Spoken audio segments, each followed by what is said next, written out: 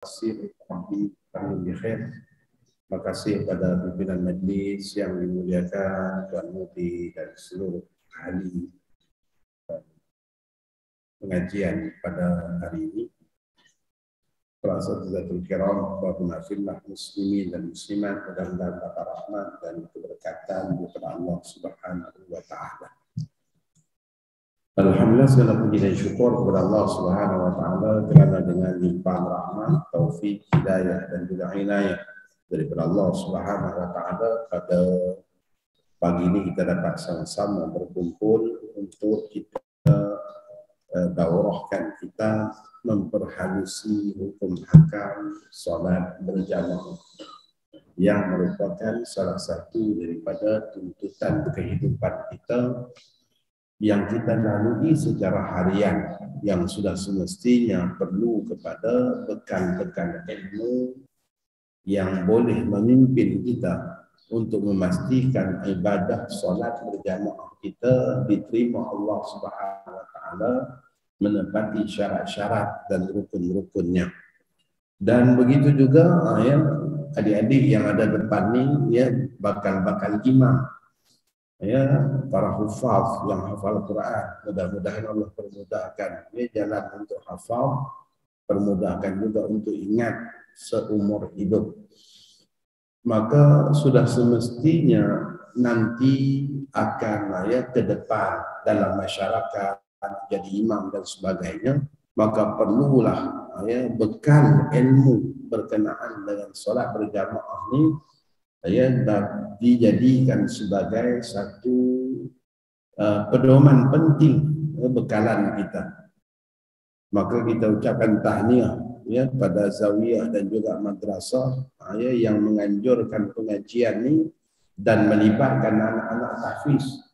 Sebab ada setengah-setengah tahfiz, anak-anak tahfiz tak diledahkan kepada ilmu sebab nak tumpu pada hafal Quran dulu. Ya. Dah ditumpu-tumpu hafal Quran, dia hafal Quran habis aja, dia pergi masuk sekolah menengah ambil SPM. Maka ya pada ketika itu bekal ilmu fardhu ain tak ada, dia hanya ada bekal hafal Quran saja. Itu di antara ya masalah yang telah pun kita sedang hadapi dalam masyarakat kita hari ini, ya, di mana ada dalam kalangan hufazul Quran tetapi tidak ya mantap pedoman ilmu, disebabkan pada peringkat awal hanya tumpu pada hafalan saja, tidak pada pengajian-pengajian.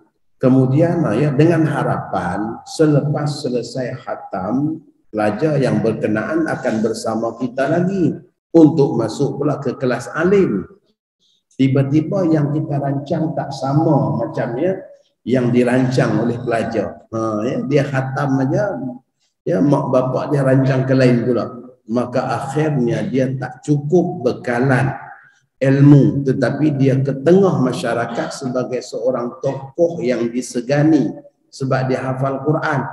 Maka inilah yang sedang dihadapi oleh masyarakat kita di setengah-setengah tempat. Ya, akhirnya banyak ya masalah yang berlaku pada ya hukum hakam, ya pada kefahaman-kefahaman yang tak sepatutnya dan sebagainya. Jadi kita ucapkan tahniah hari ini, anak-anak semua dapat belajar sekali ilmu yang sangat penting untuk bekal pada diri kita dan juga masyarakat kita.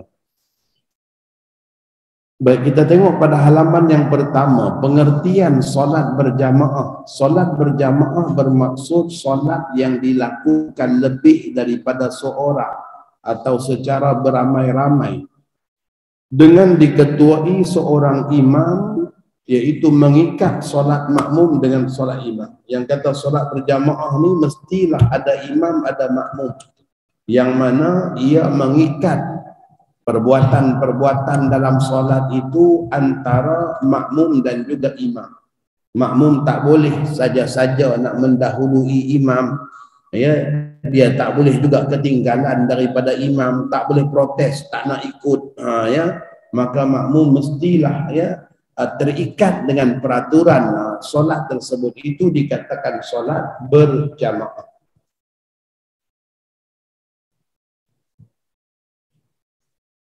Baik, kita tengok pada hukum solat berjamaah. Hukum solat berjamaah selain daripada fardu Jumaat. Kalau sembahyang Jumaat fardu ain, ya, solat Jumaat fardu ain. Selain daripada solat Jumaat fardu kifayah. Selain daripada solat Jumaat fardu kifayah. Ke atas lelaki merdeka bermukim dan juga orang yang menutup aurat, orang yang boleh menutup aurat, maka hukum dia adalah fardu kifayah.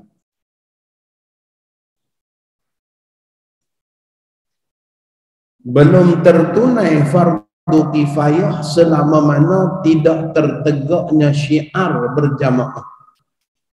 Dalam kitab Bughyatul Tullab disebutkan bahawa kalaulah semua orang buat keputusan hanya nak sembahyang berjamaah dengan keluarga masing-masing di rumah, ya, bila masuk waktu aja masing-masing solat di rumah, macam kita waktu PKP yang lepas, maka ia belum menunaikan fardu kifayah, ya, belum menunaikan fardu kifayah. Maka dengan sebab itulah waktu kita PKP penuh pun masjid-masjid kita masih beroperasi. Sekurang-kurangnya ada imam, Bilal, Siyak dan beberapa orang. Penuh juga sampai 3 orang aja. Imam, Bilal, Siyak. Ya. Kena beroperasi. Sebab apa? Sebab nak mengangkat tuntutan fardu kifayah. Kerana kalau masing-masing semua buat di rumah aja, belum terangkat fardu kifayah. Fardu kifayah ni ialah menegakkan syiar, sehinggalah ada azan, ada iqamat, ada tempat yang khusus untuk orang ramai berkumpul melakukan solat berjamaah. Maka apabila ada tempat yang khusus, ya, macam di sini dah ada Dewan Surau ni, maka ini tempat yang khusus untuk berjamaah, maka itu baru dikatakan tertegaknya fardu kifayah. Ya, terangkatlah tuntutan, ya, fardu kifayah. Kalau masing-masing semua buat di rumah aja, kadang-kadang, ya, dalam masyarakat kita dia duk tunggu azan. Ya, duk tunggu di rumah. Kalau ada azan dia pergi surau. Kalau tak ada azan dia tak pergi. Sebab apa? Takut kena azan. Ya, dia tak pergi dulu sebab takut kena azan. Itu yang duk tunggu. Ya, kalau ada azan keluar. Ya, ramai yang macam tu. Bila tak ada azan kita bawa ke rumah aja lah. Ya, maka sebenarnya dia tak mengangkat tuntutan fardu kifayah. Ya, itu kita kena faham. Pensyariatan solat berjamaah ini boleh dilihat melalui beberapa dalil daripada Quran, hadis dan juga ijma'. Dalil daripada Quran, Allah Subhanahu wa taala berfirman, wa idza kunta fihim fa aqamta lahumus shalah. Dan apabila engkau wahai Muhammad berada dalam kalangan mereka, yakni para sahabat, semasa perang, lalu engkau mendirikan solat, yakni dengan menjadi imam kepada mereka, maka diqiyaskan dengan qiyas aulawi. Ya, kalau kita mengaji bab qiyas, dia ada qiyas namanya qiyas aulawi. Kalaulah dalam situasi dan keadaan perang pun masih dituntut untuk solat berjamaah, maka dalam keadaan aman lebih-lebih lagi dituntut. Ya, lebih-lebih lagi dituntut. Maka itu namanya qiyas aulawi, qiyas dengan yang lebih utama. Ya, kalaulah dengan orang yang berjunub saja sudah tidak boleh baca Quran, ya, tak dibenarkan baca Quran, maka haid lebih-lebih lagi, disebabkan haid itu hadas yang lebih besar. Ya, kerana dalam situasi seorang perempuan haid, menjatuhkan talak kepadanya pun haram. Dengan erti kata besarnya tuntutan syarak pada wanita haid sehingga banyak tegahan, Nak dibandingkan dengan junub, haid lebih banyak tegahan. Orang junub bila nak makan sunat berwudu, bila nak tidur sunat berwudu kalau dia menangguhkan mandi wajibnya. Tetapi dengan perempuan yang haid haram berwudu dalam hal keadaan dia masih haid, haram berwudu. Maka pada ketika itu jelas menunjukkan haid adalah sebesar-besar hadas. Haid ini sebesar-besar hadas. Maka dengan sebab itu kalau menggunakan kaedah qiyas aulawi, qiyas dengan yang lebih utama, maka kalaulah orang yang berjunub saja sudah haram baca Quran, orang haid lebih-lebih lagi haram. Disebabkan tegahan syarak pada wanita haid lebih banyak.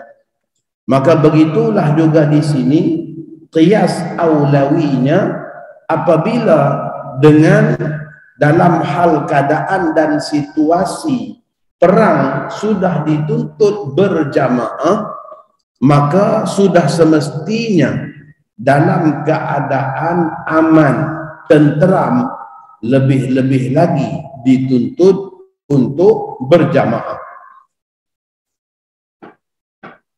Daripada Abi Hurairah radhiyallahu taala anhu bahwa Nabi sallallahu alaihi wa alihi wa sahbihi wa baraka wa sallam telah bersabda, salatul jama'ati afdalu min salatil fadhi bi 27 darajatan. Salat secara berjamaah lebih baik daripada salat bersendirian sebanyak 27 darajat.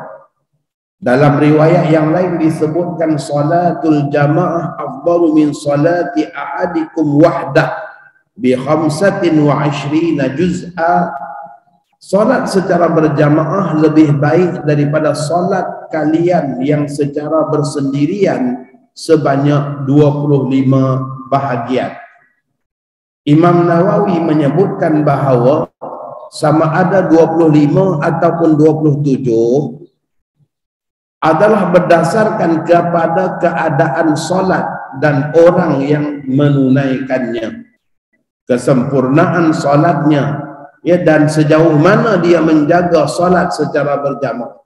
Jadi ada sebahagian ulama mengatakan bahawa jumlah 27 dan jumlah 25 itu hanyalah litilalati alal iksar, untuk menunjukkan kepada jumlah yang banyak. Maka bukanlah dengan makna 27 yang sebenar, bukanlah juga dengan makna 25 yang sebenar. Tetapi nak bagi tahu kata sembahyang berjamaah ni kelebihannya banyak nak dibandingkan dengan solat secara sendirian. Ada dalam kalangan ulama pula mengatakan bahawa 27 dan 25 tadi itu berdasarkan kepada keadaan orang yang solat itu. Ada yang datang pada awal waktu, maka bila dia datang pada awal waktu, dia dapat fadilat awal waktu, dia dapat fadilat shaf yang pertama. Fadilat shaf yang pertama pun besar. Innallaha wa malaikatahu yusalluna ala shafil awal. Sesungguhnya Allah dan para malaikat berselawat ke atas shaf yang pertama. Maka orang yang dapat shaf yang pertama, orang yang mendapat selawat daripada para malaikat. Nak dibandingkan dengan shaf-shaf yang lain.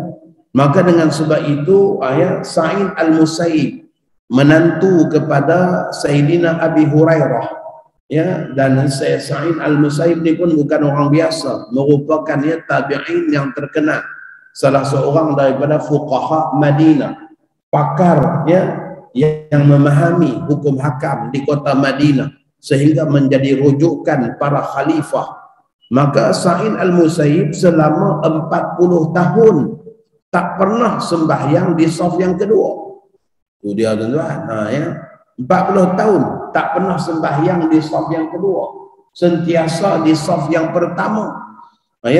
Kerana beramal sungguh bila dia riwayat hadis bahawa Allah dan para malaikat berselawat atas shaf yang pertama, dia menjadi orang yang sentiasa mengutamakan untuk dapat shaf depan. Ini kadang-kadang di setengah tempat sampai tu imam kena panggil, tuan-tuan depan kosong lagi, tuan-tuan depan kosong lagi, silakan. Dia buat tak tahu aja. Tuan-tuan, depan ni kosong lagi. Ya. Tidak sempurna soft, tidak sempurna ya, dan tak dapat ganjaran pahala soft bagi mereka yang berada di soft belakang selama mana soft depan tak penuh, barulah nak bergerak. Itu pun Tuan Imam buat ancaman macam tu. Ya. Tak sempurna baru nak bergerak. Kalau tak, buat tak tahu aja. Tuan-tuan, depan kosong lagi ni, buat tak tahu aja. 2 minggu berikutnya datang jumpa imam bawa air, minta tolong jampi. Anak saudara tak dengar cakap lah. Anak saya ni macam-macam dah kata. Dia tak dengar cakap. Tu imam dalam hati kata apa? Keturun awak lah, aku panggil pun tak dengar cakap. Ya. Takkan imam nak kata macam tu. Ya. Tapi rasa sendirilah. Ya. Baik. Jadi orang yang datang awal dia dapat fadilah sof yang pertama. Dia dapat fadilah takbiratul ihram bersama imam. Ya, orang yang datang lambat tak dapat fadilah takbiratul ihram. Itu beza 27 25 tu. Ya. Ada orang dapat, ada orang yang tak dapat. Ada orang yang solat daripada awal hatta akhir dalam keadaan khusyuk. Ada orang yang solat dalam hal keadaan takbiratul ihram aja khusyuk, selepas tu hilang. Ya. Waktu takbiratul ihram aja Allahu akbar betul khusyuk, selepas tu hilang ke mana-mana.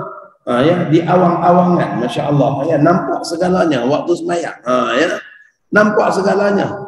Ya, merentasi ke destinasi lain, masya-Allah. Ya, dalam sembahyang.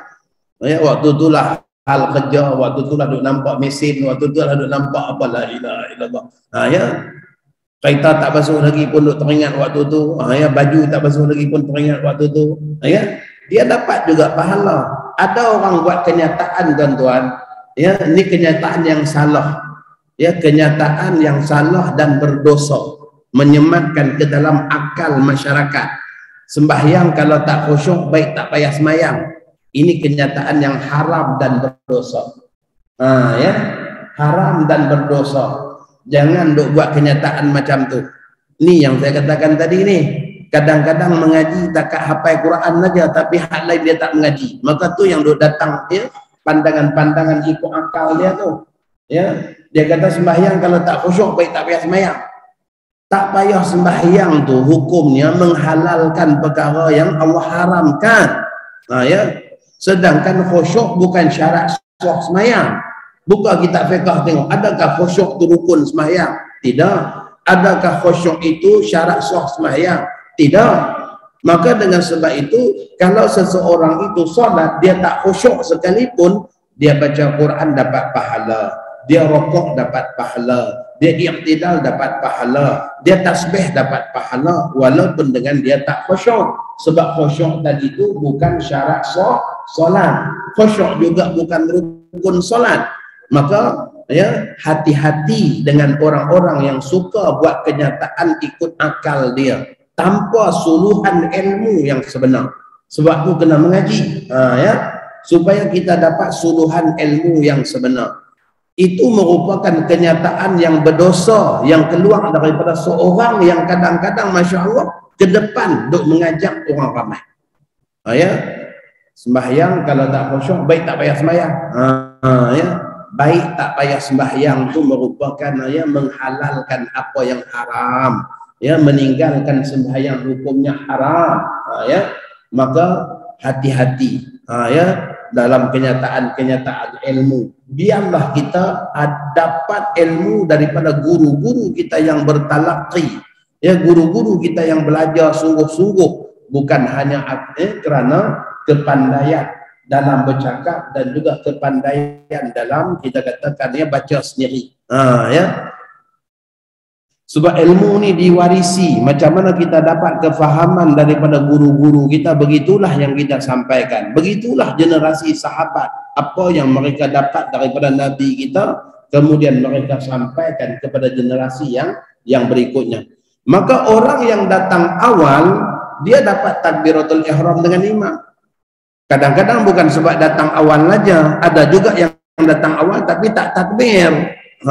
Macam sembahyang tarawih. Ya, solat tarawih.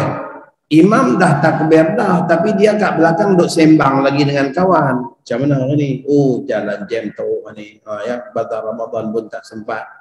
Ya kata dia, badar Ramadan pun tak sempat. Aku donat aja hari ni, kata dia. La ilaha illallah. Ya, duk sembang lagi. Imam duk baca Fatihah tu, dia duk sembang lagi. Allahu Akbar, imam rokok, baru cepat-cepat bangun takbir rokok. Ya, datang awal tapi takbir lambat. Maka itu juga menyebabkan nanti dia tak dapat yang 27 ni. Ya, dia tak dapat yang 27 ni.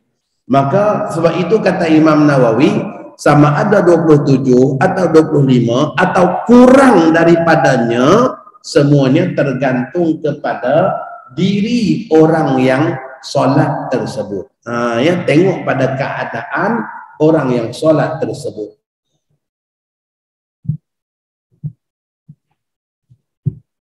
Baik, halaman yang berikutnya. Dalil ijma'. Ya, solat berjamaah ni juga ijma'. Telah berlaku ijma' para sahabat bahawa solat secara berjamaah adalah sangat dituntut, khususnya ya setelah Nabi SAW dan para sahabat berhijrah ke Madinah. Ya, bila Nabi SAW dan para sahabat berhijrah ke Madinah Al-Munawwarah, maka tuntutan berjamaah ni tuntutan yang sangat-sangat ya dituntut. Maka dengan sebab itulah sampai keadaan Nabi kita mengatakan, aku sangat-sangat berharap kalaulah ada seseorang yang menggantikan aku menjadi imam, lalu aku pergi ke rumah-rumah orang yang tak hadir berjamaah dan ku bakar rumah mereka. Masya Allah ya. Nabi kita menyatakan hasrat aja, Nabi kita tak ada pun pergi bakar. Jangan pula kita yang buat kefahaman lebih dibakar habis semua rumah pula. Ya, Nabi kita menyatakan hasrat. Tujuan baginda mengatakan demikian adalah sebagai satu ancaman dan juga penegasan betapa dituntut untuk hadir berjamaah. Ya, sampaikan Nabi kita dalam sebuah hadis, Nabi kita katakan, la salata li jaril masjid illa fil masjid. Tiada salat bagi orang yang berjiran dengan masjid kecuali dengan salat di masjid. Ya, apabila seseorang bertanya dengan Nabi SAW tentang sembahyang di rumah, maka baginda mengatakan, engkau boleh melihat bagaimana dekatnya rumahku dengan masjid. La an usalliya fi baiti ahabbu ilayya min as-salati fil masjid illa al-maktubah. Ya, aku menunaikan sembahyang di dalam rumahku sendiri lebih aku suka daripada melakukan solat di masjid kecuali sembahyang fardu. Maksudnya di sini sembahyang sunat memang itu afdal di rumah, tetapi kalau dengan sembahyang fardu maka afdal di masjid. Ya, lebih utama di masjid.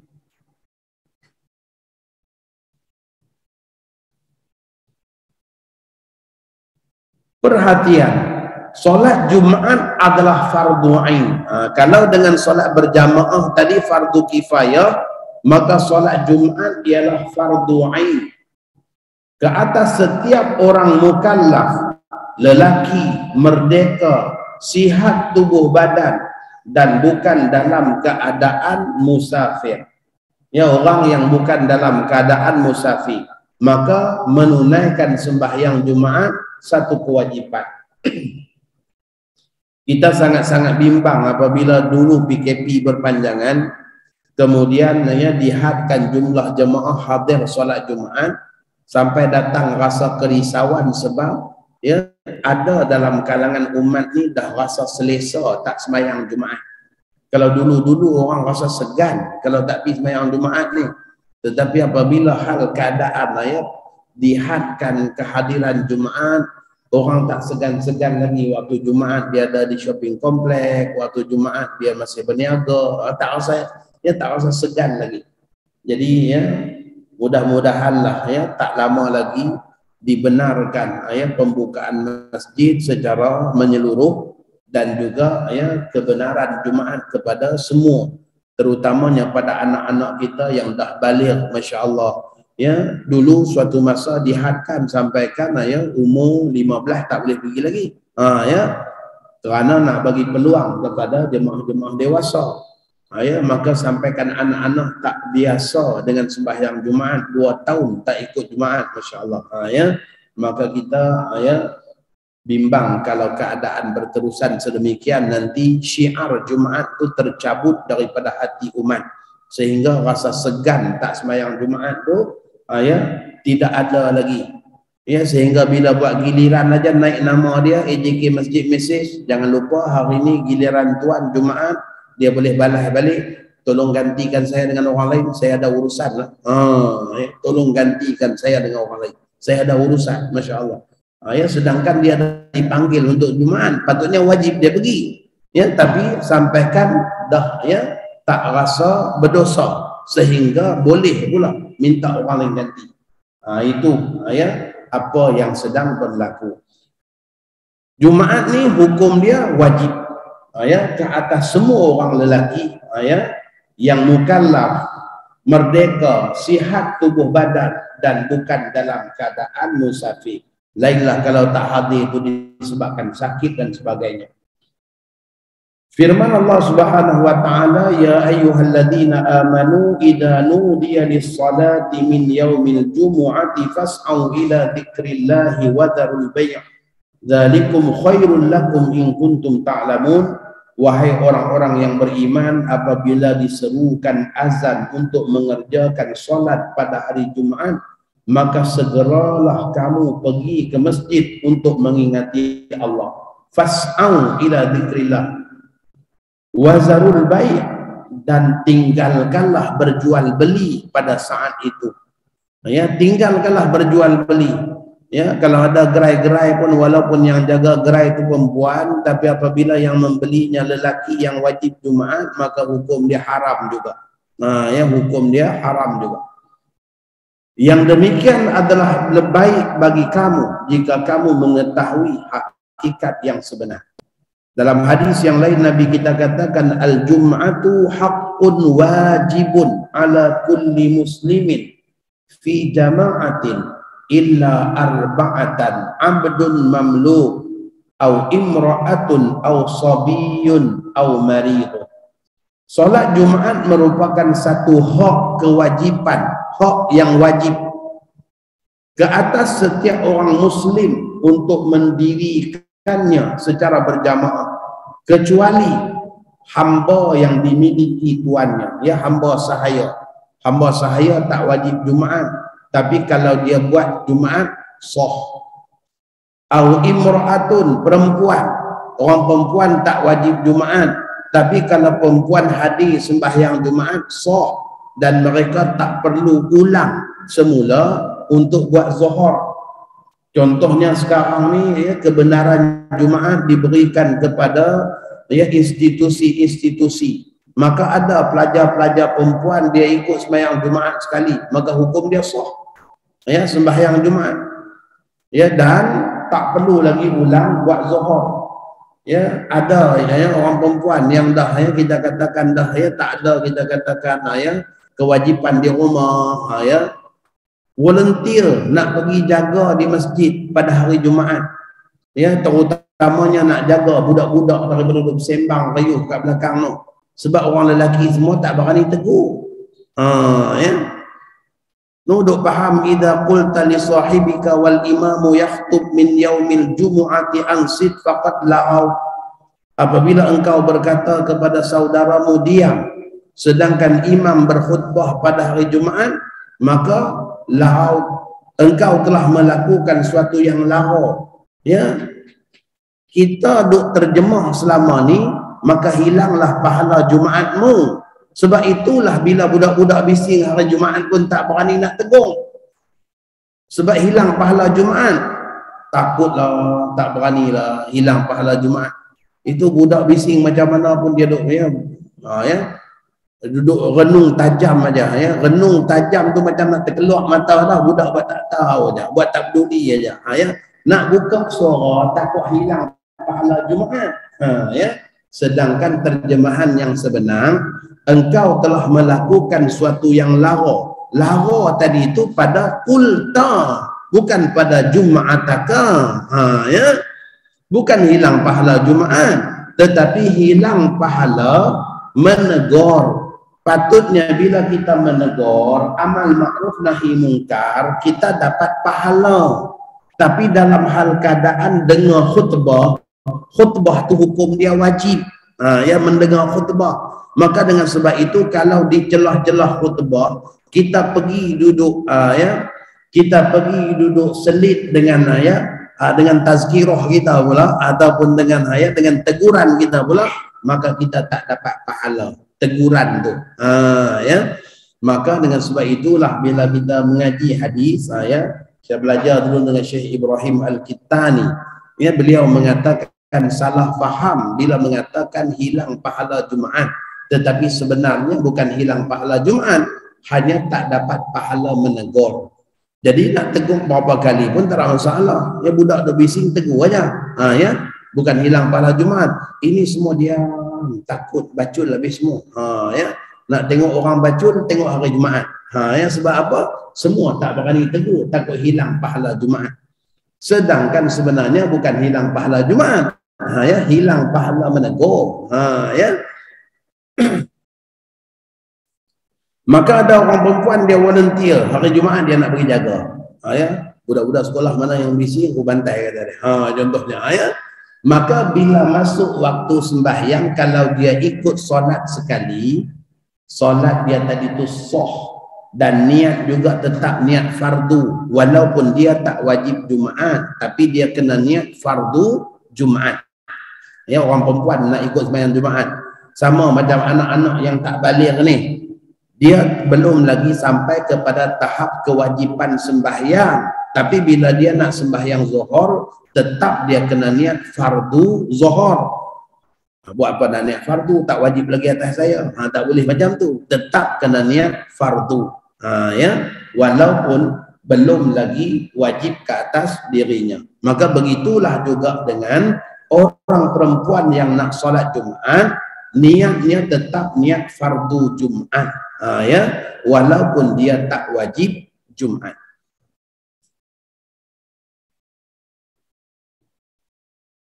Kecuali hamba yang dimiliki oleh tuannya, perempuan, kanak-kanak dan orang yang sakit. Ya, yang berikutnya kanak-kanak, dan begitu juga orang yang sakit. Ya, dengan sakit yang menyukarkan untuk dia hadir solat Jumaat. Ya, dengan sakit yang sukar untuk dia hadir. Ya, sebab apa tak pergi Jumaat tu? Sakit. Ya, sakit apa? Ada rasa tak selesa perut. Ya, tak payahlah hadislah macam tu. Ya, tak payah buat alasan lah. Ya, ini sakit sampai nak kena berpapah, sakit sampai ya, sampai sukar untuk dia duduk lama-lama. Kalau duduk lama di masjid nanti pitam. Ya, ataupun sakit dalam hal keadaan ya, boleh kita katakan ya, terbatal wuduk ya, dalam hal keadaan tak semena-mena, sebab tak boleh kawal lagi kencing, contohnya, maka pada ketika itu sakit-sakit yang macam tu yang gugur kewajipan Jumaat. Ya, bukan sakit yang sikit-sikit aja. Ya.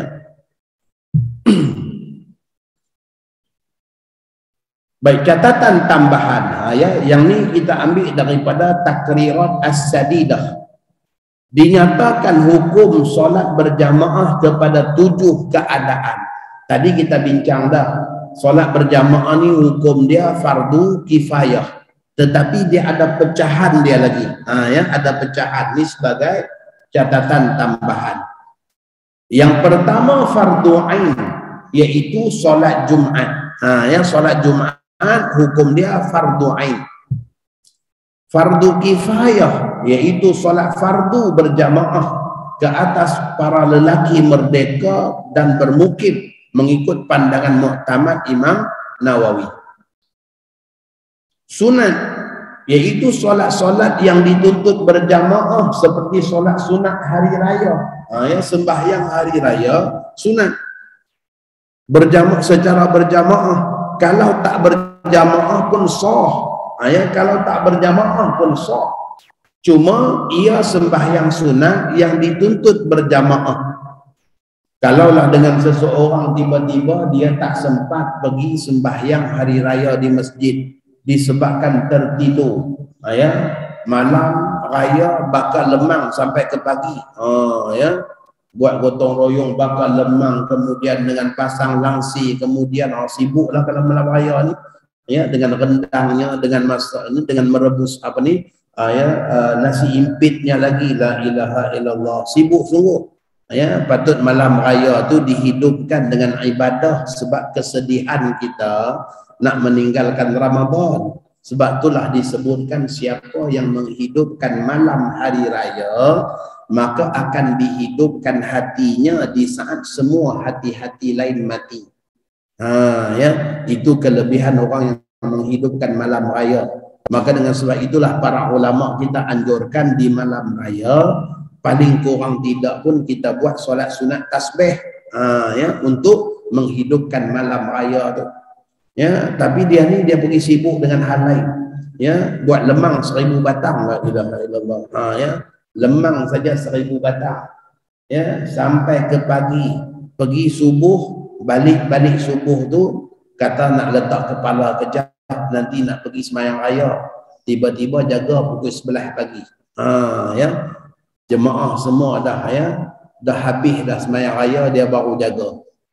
Maka pada ketika itu dia masih boleh sembahyang sunat raya. Ya, muslimat kadang-kadang, ya, anak-anak suami semua pergi sembahyang raya, dia tak pergi sebab apa? Nak buat persiapan di rumah. Ya, nanti tetamu nak datang rumah kita dulu ni. Ya, jadi dia nak, ya, dia tak pergi. Anak-anak semua pergi, dia tak pergi. Tak pergi pun sembahyanglah 2 rakaat di rumah. Jangan sampai tak sembahyang langsung. Dahlah kita dapat setahun sekali aja, bukan boleh nak buat waktu lain. Ya. Maka sembahyang hari raya ni boleh buat secara sendirian. Cuma afdalnya secara berjamaah. Jadi jaga pukul 11 masih boleh buat lagi. Sebab waktu melaksanakan solat hari raya ialah sepanjang waktu duha. Ya, daripada terbit matahari sampailah gelincir matahari masuk zuhur.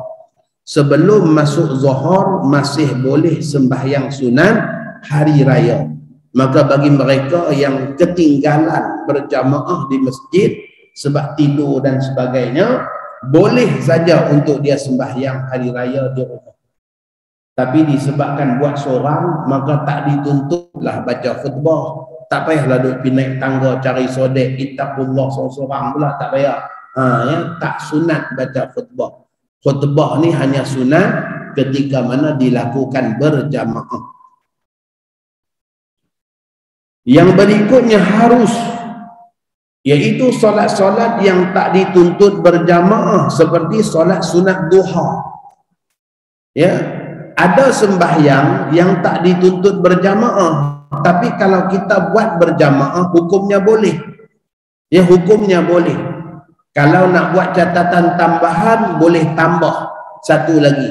Dalam hasyiah Bujairi disebutkan bahawa sembahyang yang tak dituntut berjamaah boleh buat berjamaah tetapi tak dapat pahala berjamaah. Ya, tak dapat pahala berjamaah. Buat berjamaah boleh tapi tak dapat pahala berjamaah. Pandangan muktamad mazhab kita kata tak dapat pahala jamaah. Pandangan yang lain kata masih dapat pahala berjamaah.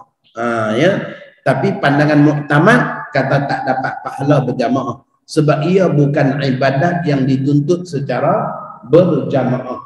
Sembahyang sunat duha, ya, ia sembahyang sendirian. Sembahyang qabliyah ba'diyah itu sembahyang sendirian. Sembahyang sunat hajat itu juga solat sendirian. Ayo Ustaz, tengok ramai je orang buat sembahyang hajat di masjid.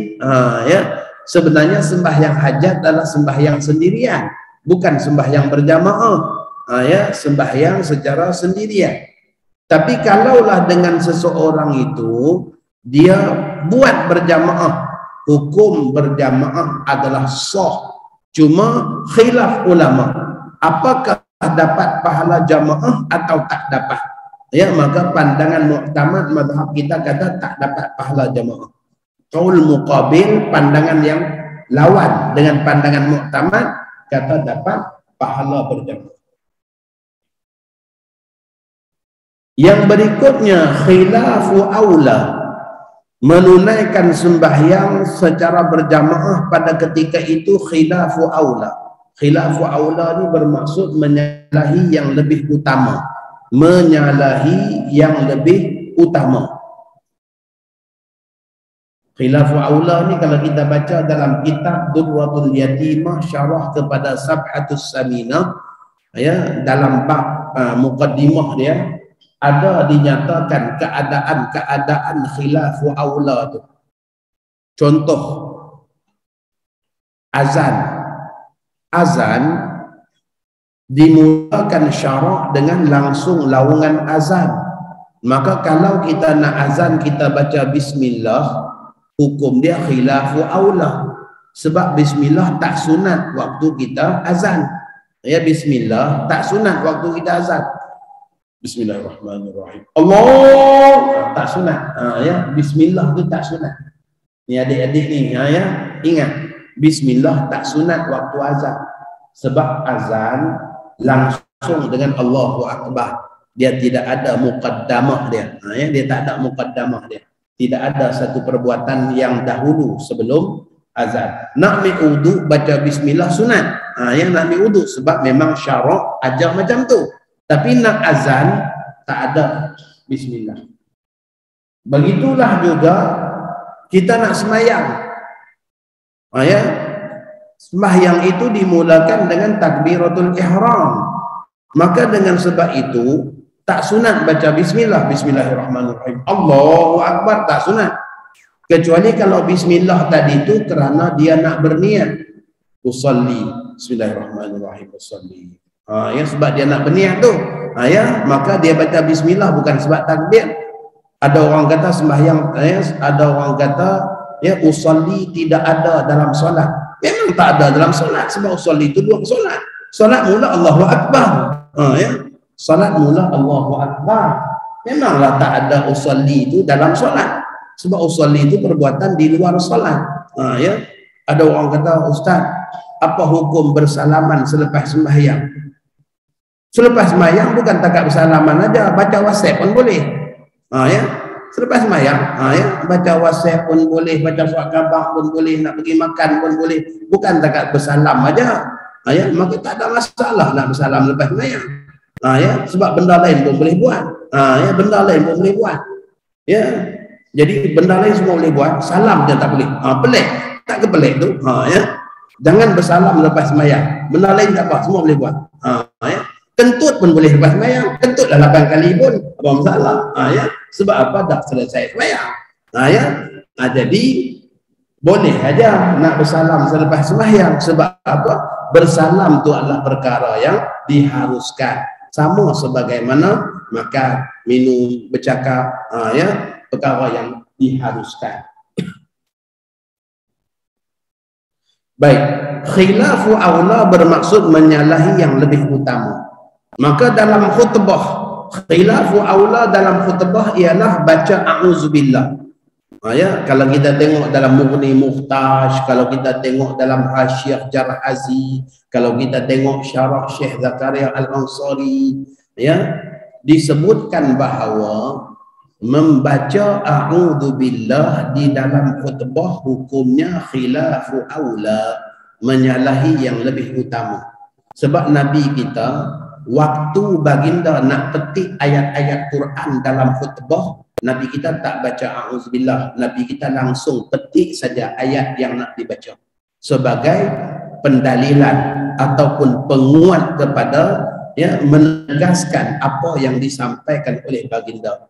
Tak direkodkan Nabi kita baca a'udzubillah di dalam khutbah. Maka dengan sebab itu ulama mengatakan tak sunat baca a'udzubillah dalam khutbah. Ini di antara perkara yang sukar nak diperbetulkan sebab sudah mendarah daging, membudaya dalam masyarakat. Hatta dengan khutbah-khutbah yang disediakan oleh pihak berkuasa pun ada a'udzubillah. Ya, ada a'udzubillah. Ya, hatta ustaz-ustazah yang menghakimi pertandingan khutbah pun, ya, amal islami ada pertandingan khutbah. Salah satu daripada ciri-ciri ya penghakiman ialah membaca a'udzubillah, ada markah. Tak baca a'udzubillah tak ada markah. Ya, maka akhirnya yang sebenar dilupai. Ya, sebenarnya a'udzubillah tidak sunat baca dalam khutbah. Jadi kalau saya jadi khatib memang ada a'udzubillah beberapa kali pun saya tak baca lah. Ya, sebab pedoman hukum dalam kitab-kitab fiqh kita macam itu. Walaupun tertulis ya kita tak baca. Sebab nak budayakan kepada masyarakat, membudayakan yang betul, ya. Biasakan yang betul, betulkan yang biasa. Ya, mana yang perlu diperbetulkan, diperbetulkan.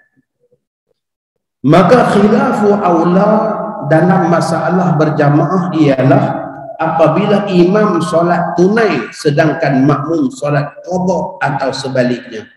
Tuan imam sembahyang tunai, kita sembahyang qada, maka khilafu aula. Ya, menyalahi yang lebih utama. Yang patutnya ialah imam tunai, kita pun tunai. Imam qada, kita pun qada. Maksudnya orang yang nak qada dia cari sembahyang sama-sama orang qada. Orang yang nak tunai cari sembahyang dengan orang-orang yang solat tunai. Ya, namun kita kena ingat khilafu aula ni benda yang tak ada hukum, bukan makruh, bukan sunat, bukan haram, bukan.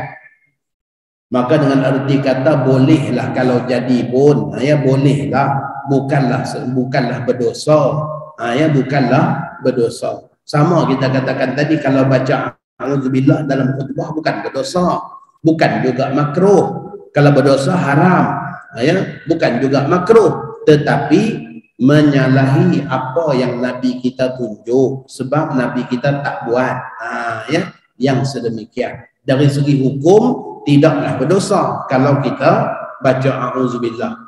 Sama juga nak azan, kalau kita baca a'udzubillah, ya, bismillah, tidaklah berdosa, tetapi perkara tu tak boleh nak sadar pada Nabi lah, sebab Nabi kita tak buat. Ya, dan Nabi kita tak tunjuk, ya, perbuatan yang sedemikian. Baik, yang berikutnya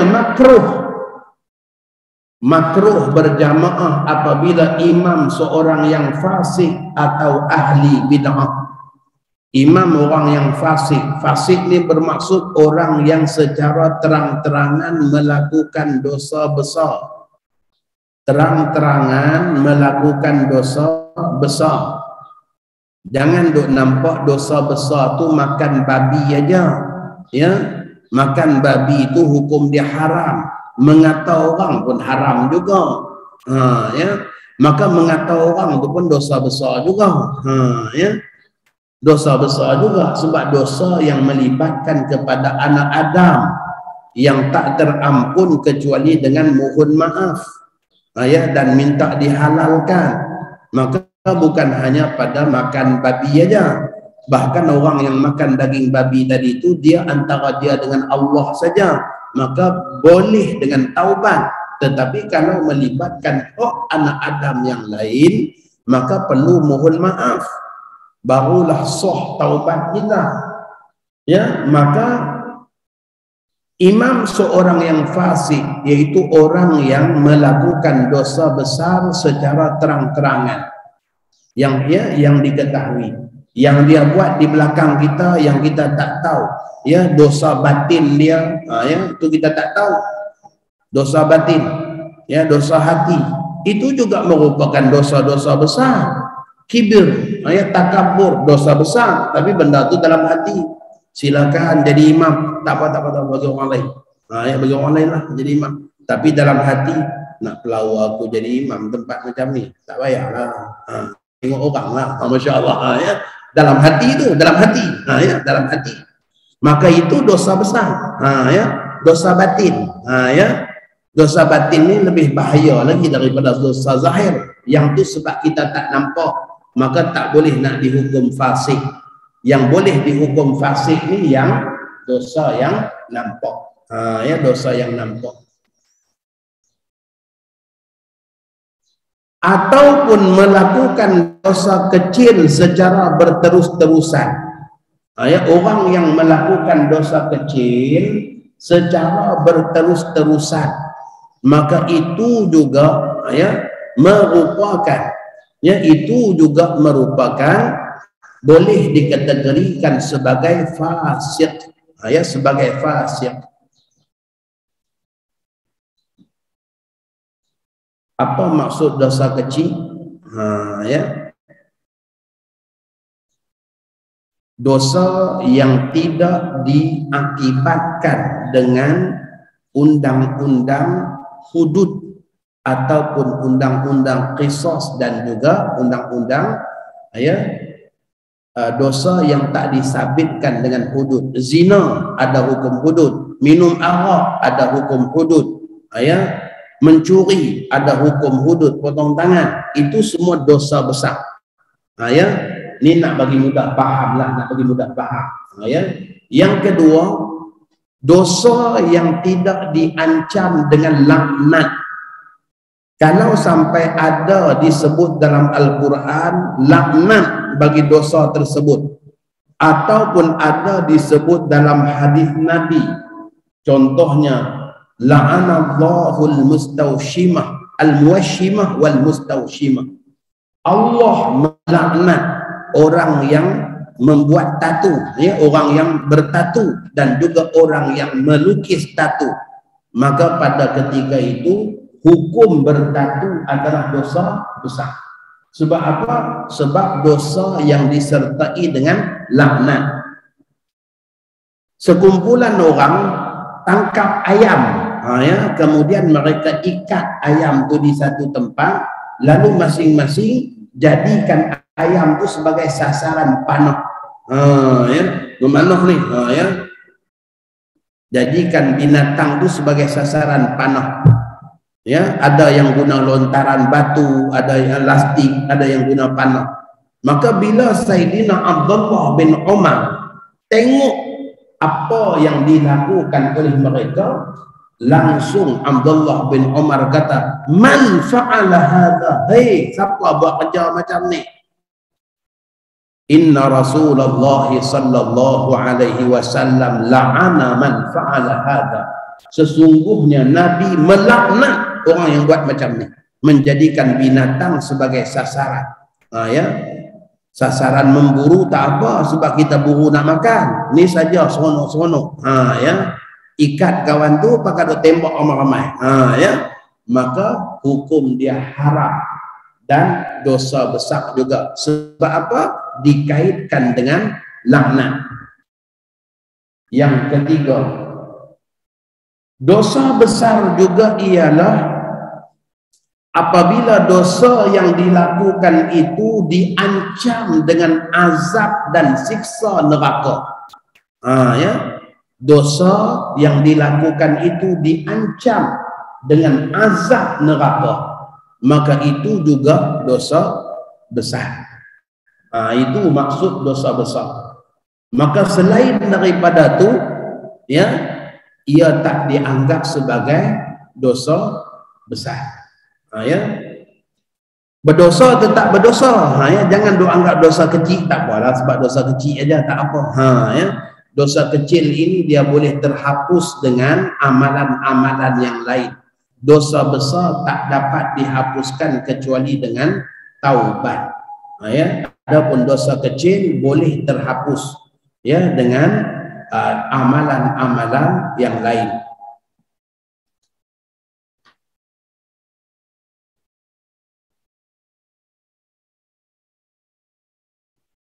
Derhaka mak ayah dosa besar. Derhaka mak ayah dosa besar. Tapi derhaka pada guru adakah sebut dalam Quran, adakah sebut dalam hadis derhaka guru, contohnya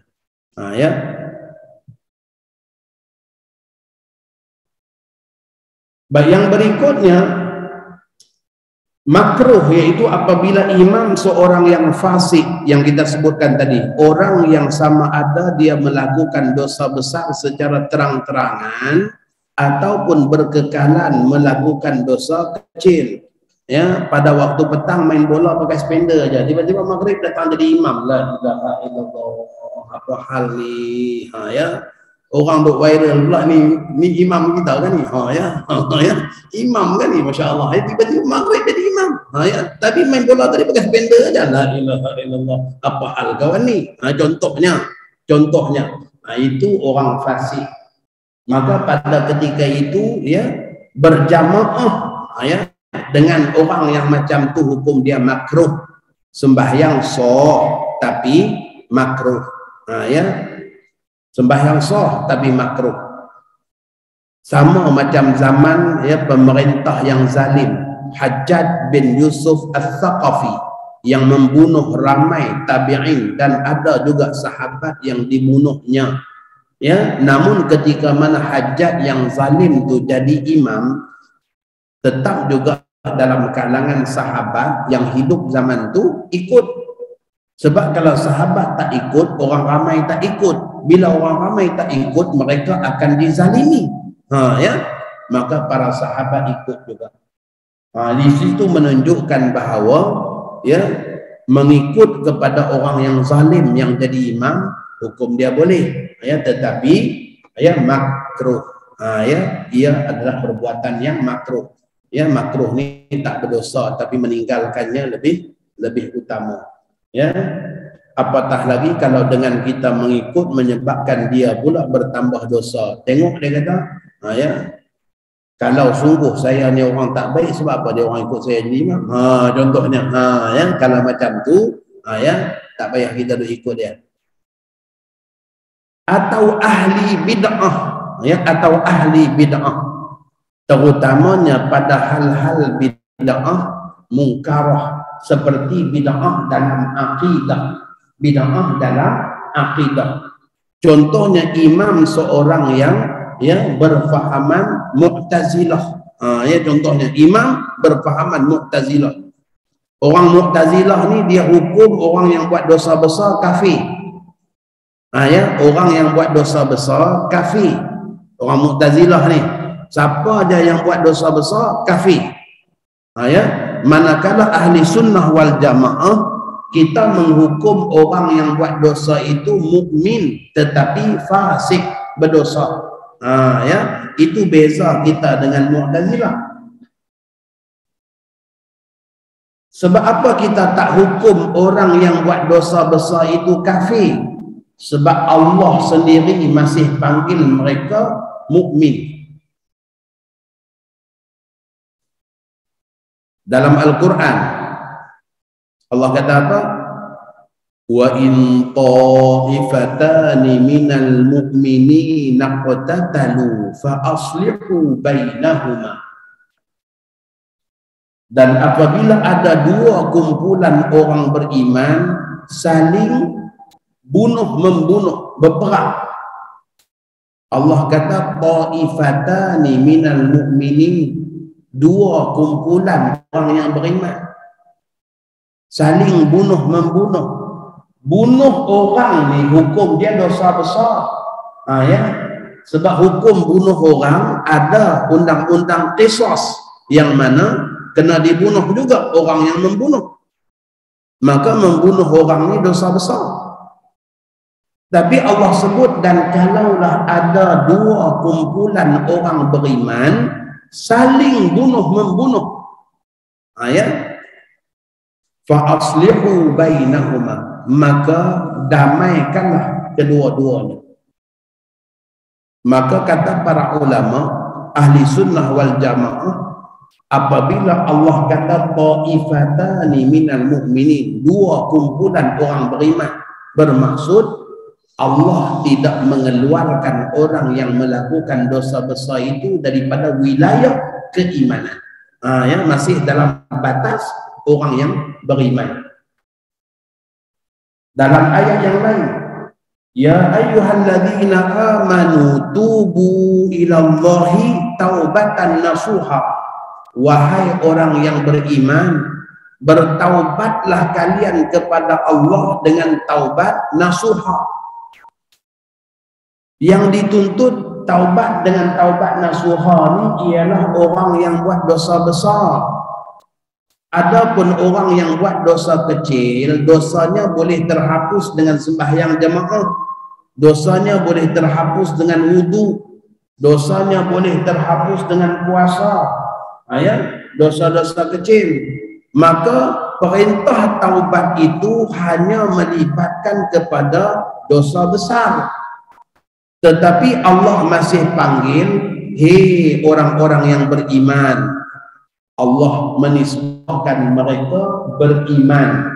Maka dengan sebab itulah ahli sunnah wal jamaah tidak menghukum kafir orang yang melakukan dosa besar, tetapi menghukum fasik.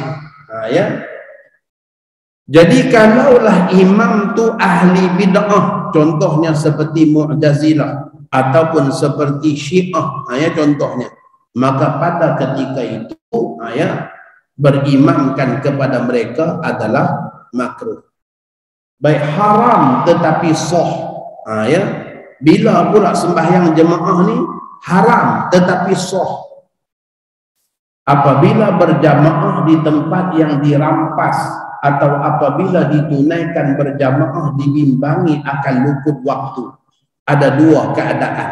Yang pertama, bila sembahyang jamaah tu dibuat di tempat yang haram.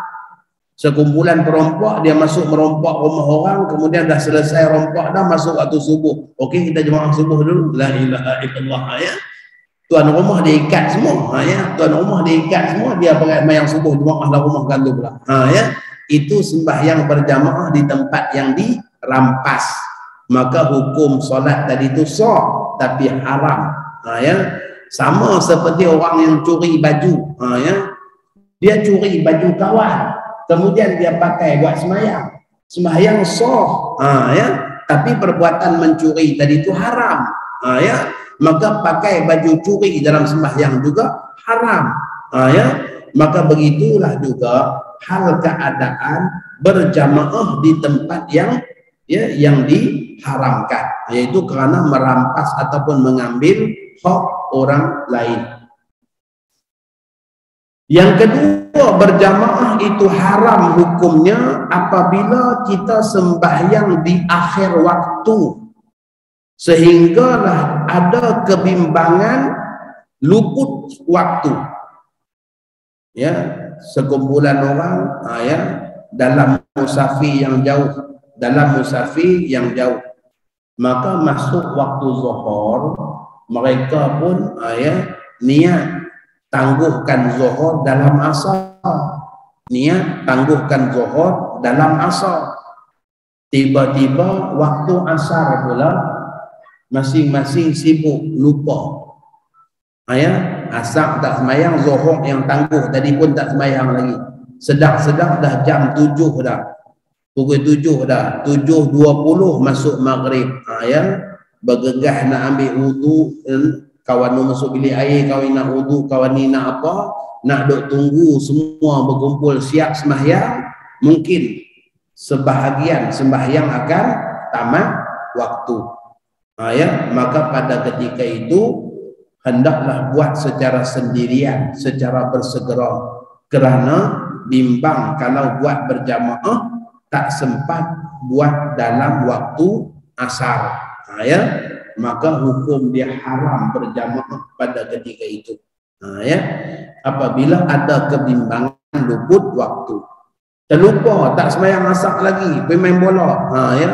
Biasanya sebelum keluar daripada ofis sembahyang siang-siang, tapi sebab hari itu dia bertugas di luar, tak masuk ofis, maka bila balik sampai rumah dia langsung kena kopi secawan, padang bola. Masya Allah.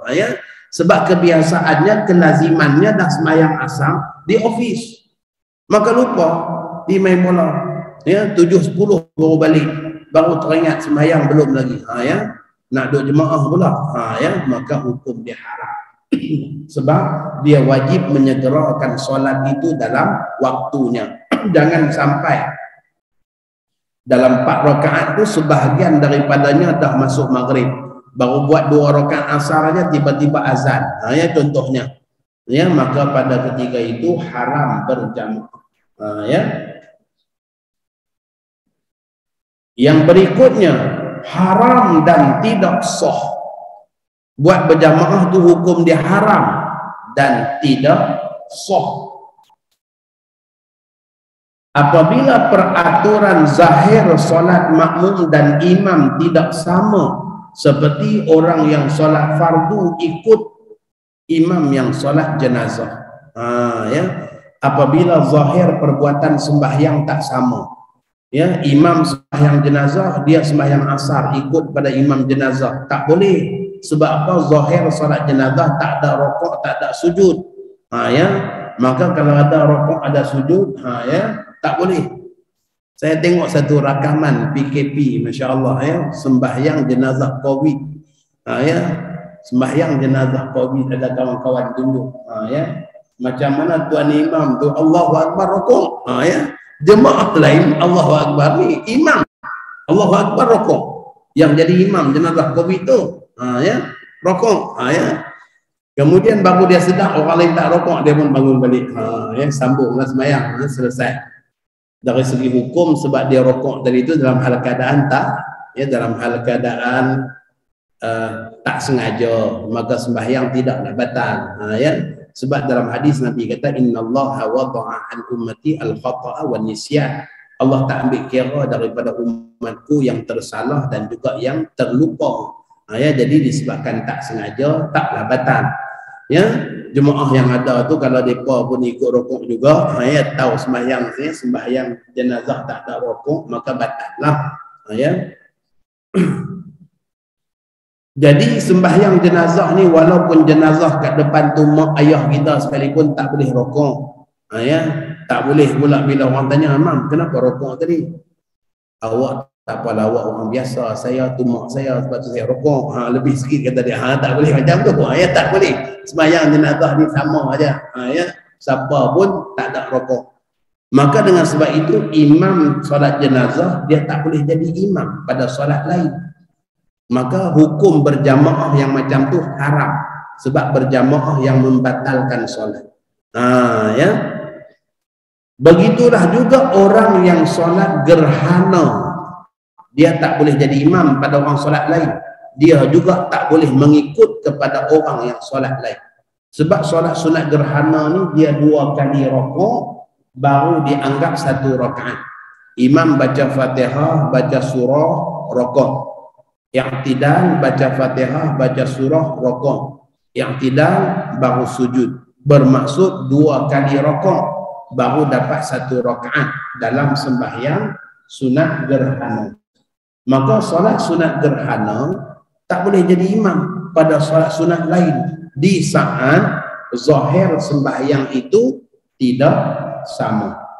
Ya, antara orang yang jadi imam dengan orang yang jadi makmum. Itulah 7 hukum berkenaan dengan solat berjamaah, ya, apabila kita perincikan lagi hukum-hukum dia.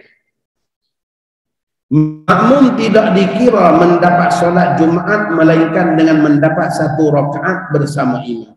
Ini juga sebagai catatan tambahan. Untuk kita sembahyang berjamaah, selama mana imam belum beri salam, kita dianggap dapat berjamaah. Ya, man adraka ruknan minas shalah faqad adraka shalah. Siapa yang dapat 1 rukun saja dalam sembahyang sebelum imam bagi salam, maka dia dapat, ya, solat tadi itu berjamaah. Orang yang datang lambat, ya, imam dah duduk tahiyat akhir. Saya dulu waktu duduk di Masjid Negeri Pulau Pinang, tuan-tuan, ya, saya ma'tafiz Pulau Pinang. Jadi selalulah masjid tu menjadi tempat kita duk baca Quran. Jadi sambil-sambil baca Quran kita duk menghafal tu, tengok kerenah manusia ni macam-macam. Ya, ada 2 orang bergegas masuk nak sembahyang, imam dah tahiyat akhir. Ya, ni bukan jemaah yang umum lah. Kalau jemaah umum kita pun sembahyang juga. Ya, ni maksudnya jemaah yang kemudian tu. Kita tengah baca Quran ni, tengok ada baru masuk. Ya, imam duduk tahiyat akhir, 2 orang pun takbir, Allahu Akbar. Elok dia takbir selesai je imam bagi salam. Assalamualaikum warahmatullahi. Dia pun tulis kat kawan dia, ingatkan lama lagi. La ilaha illallah. Dia pergi bersembang pula, ingatkan lama lagi. Dari segi hukum sahlah sembahyang tu apabila dia dah dapat takbiratul ihram sebelum imam bagi salam, walaupun dia tak sempat duduk dengan imam, sembahyang dia dah pun sah, dia dah dapat dah pahala jemaah. Ya, tapi dapat pada kadar dia bersama imam ajalah. Ya. Maka itu maksudnya berjamaah ni asal sebelum imam beri salam. Tetapi Jumaat syarat dia mesti 1 rakaat dengan imam. Ya, man adraka rak'atan minal jumu'ati faqad adrakal jumu'ah. Dalam hadis Nabi kata, siapa yang dapat 1 rakaat bersama imam dalam sembahyang Jumaat, maka dia dapat solat Jumaat. Siapa yang tak dapat, fala jum'atalah, maka tiada Jumaat baginya. Dia sampai-sampai imam dah tahiyat akhir, ya, maka tiada Jumaat baginya. Disebabkan apa? Disebabkan dia tak dapat 1 rakaat bersama imam.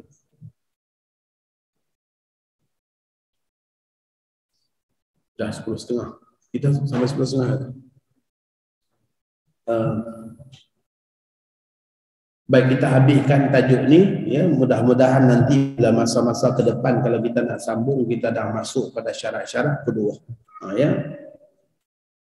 Kadang-kadang berjamaah dengan jamaah yang sedikit lebih afdal daripada solat dengan jamaah yang ramai.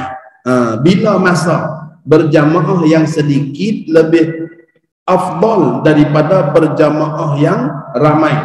Yang pertama, apabila jemaah yang ramai, apabila imam jemaah yang ramai seorang ahli bid'ah seperti seorang Mu'tazilah. Apabila kita tahu jemaah yang ramai itu bukan ahli sunnah wal jamaah, ya, bukan ahli sunnah, maka pada ketika itu berjamaah sama-sama kumpulan kita lebih afdal, ya, lebih afdal. Apabila imam jemaah yang ramai seorang yang beriktikad sunat sebahagian daripada perkara-perkara wajib seperti mereka yang bermazhab Hanafi ataupun Maliki. Ya. Apabila imam tu dia berpegang sunat pada apa yang kita pegang wajib. Contohnya baca bismillah di dalam sembahyang, hukumnya adalah wajib dalam mazhab kita. Tapi dalam mazhab Maliki, dalam mazhab Hambali dan juga Hanafi, baca bismillah sunat. Ya, baca bismillah sunat. Maka pada ketika itu, ya, berjamaah sama kumpulan kita yang baca bismillah itu lebih afdal daripada mengikut kepada jemaah yang ramai yang imamnya berpegang, ya, bahawa sunat baca bismillah. Itu contoh, ya, contoh. Ini dari segi hukum afdal, bukan hukum tak boleh. Jangan salah faham pula. Bila pergi Mekah aja, saya tak jemaah dah. Saya jemaah dengan isteri je. Apa? Semua imam apa tak baca bismillah. Ya, contohnya lah. Ya. Ini dari segi hukum afdal kita katakan tadi. Ya. Adapun hukum boleh. Kalau kita nak berimamkan kepada orang yang berpegang bahawa baca bismillah sunat pun, hukum berimam boleh. Ini pada hukum afdal saja. Ya. Apabila imam jemaah yang sedikit segera solat pada awal waktu, maka solat bersama dengannya lebih afdal. Ya. Berjemaah yang sedikit tapi buat awal waktu. Nak tunggu jemaah yang ramai akan lambat. Maka lebih afdal buat dengan yang awal waktu. Sebab apa?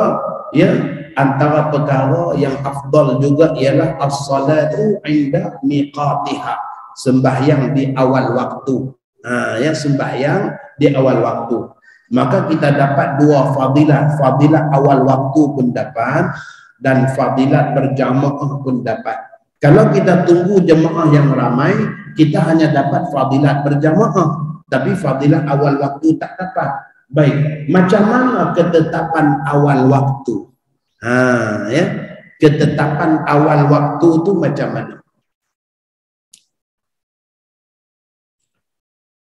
Ketetapan awal waktu ialah azan, selesai azan ada selang waktu untuk melaksanakan solat sunat 2 rakaat, ada selang waktu untuk memberikan peluang orang-orang yang berada di luar masuk untuk berjamaah. Maka di dalam hadis Nabi kita katakan kepada hadis yang diriwayatkan daripada Mu'ad bin Jabal dan satu lagi riwayat Sayyidina Ubay bin Ka'ab, Nabi kita berpesan kepada Sayyidina Bilal, jadikanlah waktu di antara azan dan iqamah sekadar orang yang sedang makan dapat menghabiskan makannya dengan tenang dan datang berjamaah. Dalam satu riwayat lagi Nabi kita katakan, jadikanlah antara waktu azan dan iqamahmu selang waktu sekadar orang yang sedang qada hajat dapat selesaikan qada hajat, bersihkan diri, kemudian dia datang berjamaah. Maka dengan sebab itulah dalam kitab Ahsanul Kalam Syekh Atiyah Saqar mengatakan bahawa selang waktu yang kondusif, yang sesuai antara azan dan iqamah adalah sekadar 10 hingga 15 minit. 10 hingga 15 minit. Maka maksudnya azan, kemudian tunggu 10 minit, kemudian takbiratul ihram tuan imam, itulah masih dalam lingkungan awal waktu. Selesai sembahyang yang imam takbir tadi itu, maka masuklah kepada waktu yang kedua, iaitu waktu yang diharuskan untuk melakukan solat, tapi bukan lagi waktu fadilah. Waktu fadilah waktu awal waktu, waktu fadilah awal waktu. Maka kita boleh katakan kalau sembahyang ambil 5 minit, kalau waktu selang antara azan dan iqamah 10 minit, bermaksud tamatnya awal waktu itu ialah selepas 15 minit lebih daripada masuk waktu. Maka dah dianggap bukan lagi pada awal waktu, kecuali subuh, sebab subuh memang sunat ditangguhkan agak panjang. Subuh sunat ditangguhkan agak panjang. Dan begitu juga sembahyang Isya. Solat Isya lebih afdal buat pada penghujung, bukan pada awal waktu. Waktu fadilah bagi solat Isya juga ada khilaf ulama. Sebab Nabi kita sentiasa mentakhirkan sembahyang Isya. Nabi kita lambatkan sembahyang Isya, bukan pada awal waktunya. Bagi peluang kepada orang lain menyelesaikan aktiviti dulu, sebab kebiasaannya bila solat Isya sudah tidak ada aktiviti lagi kecuali dengan balik tidur dan bersiap untuk bangun tahajud. Kita yang biasanya selepas Isya baru nak pergi mengetek, lepas Isya baru nak singgah kedai tom yam, itu yang akhirnya tak tahajud. Nak tahajud bukan tak nak tahajud, tapi tak terkejut. Nak tahajud tapi tak terkejut, disebabkan kita isi dengan aktiviti selepas Isya. Biasanya Nabi kita selepas solat Isya langsung dengan Nabi kita masuk tidur, kemudian bangun untuk melakukan tahajud. Jadi afdal berjamaah dengan jamaah yang sedikit apabila jemaah yang sedikit itu awal waktu, sedangkan jemaah yang ramai bukan awal waktu. Yang keempat, apabila jemaah yang sedikit di tempat yang tidak syubhah, berjamaah dengan jemaah yang sedikit tapi bukan di tempat yang syubhah, tempat yang tidak sah statusnya.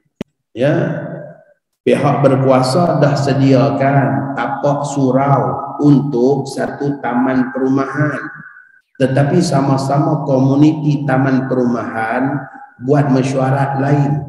Tapak tu jauh sangat, ya, tapak yang dekat ni taman permainan, ya, jadi kita buat surau di taman permainan contohnya, maka surau itu berstatus syubhah. Sebab apa? Kebenarannya bukan di situ, di tempat lain, tapi kita yang putuskan nak ambil tempat tu, ya, maka solat di tempat yang macam tu, ya, dengan itu kalaulah berjamaah yang sedikit tapi bukan tempat yang macam tu, maka itu lebih afdal.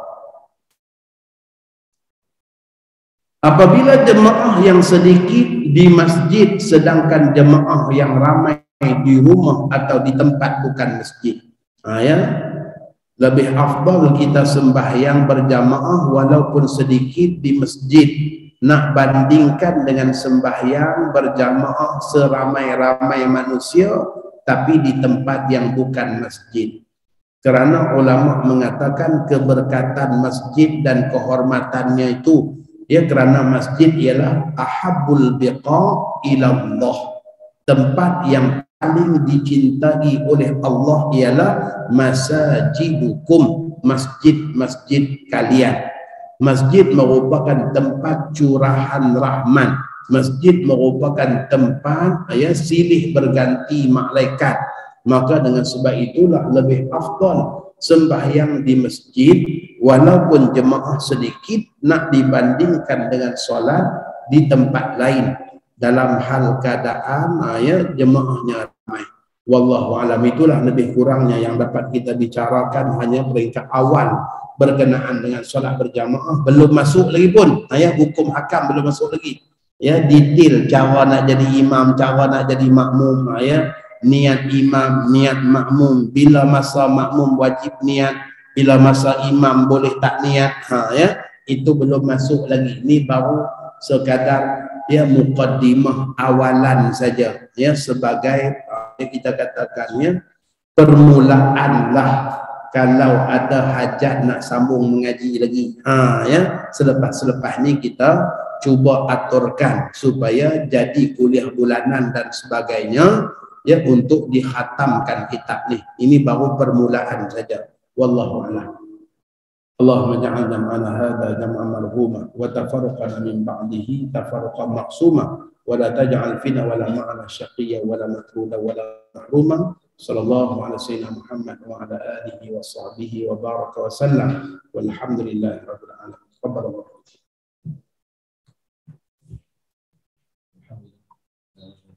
Jadi pesan daripada Fadil Ustaz masalah permulaan baru mukadimah, insyaAllah kita akan bincang Ustaz untuk kuliah yang seterusnya untuk kita ini sangat penting untuk kita amalan kita sebab makmum yang makmum ya imam lah insyaAllah untuk KKL kita insyaAllah. Masih Al-Fadil Ustaz yang menyampaikan sebelum hari ini. Kalau malam itu kita punya ibadat kita lagi, insyaAllah. InsyaAllah pada minggu hadapan, minggu pertama, kuliah doa kita Al-Fadhil Ustaz Lazim tentang muamalah, insyaAllah. Diikutlah insyaAllah. Sempat ini kita jawab kita pada muslimat, muslimin untuk TV. Jadi kita tutup pada sebuah Subhanallahumma wa bihamdika asyhadu an la ilaha illa anta astaghfiruka wa atubu ilaik. Bismillahirrahmanirrahim. Al-Firdaus. Jadi Assalamualaikum warahmatullahi wabarakatuh.